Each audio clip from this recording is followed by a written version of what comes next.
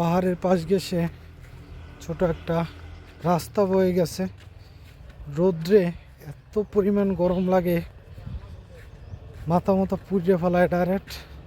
এবং সামনে একটা বিহার আছে, বৌদ্ধ বিহার।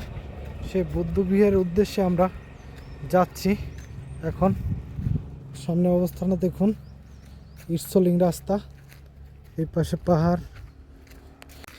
এই সেই বদিপুর বন বিহার। দেখুন